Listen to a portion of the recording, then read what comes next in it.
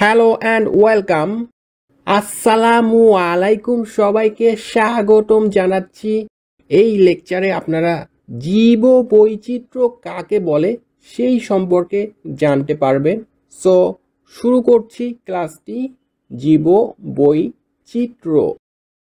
জীব বৈচিত্র্য বলতে আমরা পৃথিবীতে বিদ্যমান সকল প্রকার জীবের বৈচিত্র্যকে বুঝি। জীব বৈচিত্র্য বলতে উদ্ভিদ, প্রাণী, অণুজীব সহ সকল জীবের মধ্যে বিদ্যমান বৈচিত্র্যকে বোঝায়। জীব বৈচিত্র্য আমাদের গ্রহের জন্য অত্যন্ত গুরুত্বপূর্ণ, কারণ এটি আমাদের পরিবেশের ভারসাম্য রক্ষা করে, আমাদের খাদ্য ও ঔষধ সরবরাহ করে এবং আমাদের জীবনযাত্রার মান উন্নত করে।